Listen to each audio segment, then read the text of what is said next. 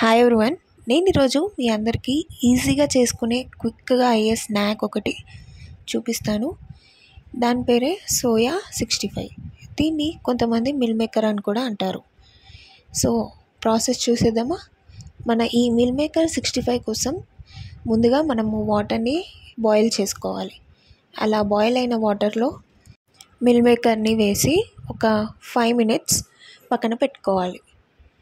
నేను ఇక్కడ చిన్న సైజ్ మిల్ మేకర్ని తీసుకున్నాను. కావాలి అనుకుంటే పెద్ద సైజ్ కూడా తీసుకోవచ్చు. పెద్ద సైజ్ మిల్ మేకర్తో కూడా బాగుంటుంది. మిల్ మేకర్లో ఉన్న వాటర్ అంతా పిండేసి మనం కావాల్సిన బౌల్లోకి ట్రాన్స్ఫర్ చేసుకోవాలి. అందులో టేస్ట్కి సరిపడా సాల్ట్, కారం, ధనియాల పొడి, జీలకర్ర పొడి, కొంచెం గరం మసాలా, కొంచెం అల్లం వెల్లుల్లి పేస్ట్ ఇవన్నీ వేసి బాగా కలుపుకోవాలి. కొంచెం ప్రెషర్ పెట్టి కలుపుకుంటే బాగా మిక్స్ అవుతుంది.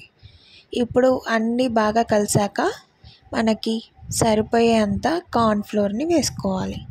మిల్ మేకర్లు అనేవి మనకి కొంచెం పొడి పొడిగా అయ్యే అంత క్వాంటిటీలో మనకు కార్న్ఫ్లోర్ అనేది వేసుకోవాలి. ఇప్పుడు అలా మిక్స్ చేసుకుంది ఒక 5 minutes పక్కన పెట్టుకోవాలి. అంతలోపు మనం ఒక కడాయి తీసుకొని అందులో ఆయిల్ వేడి చేసుకోవాలి. ఈ మిల్ మేకర్స్ని అందులో వేసుకోవాలి. వేయగానే మనము వాటిని కదిలించొద్దు. ఒక 2 minutes అయితే అవే సపరేట్ అయిపోతాయి.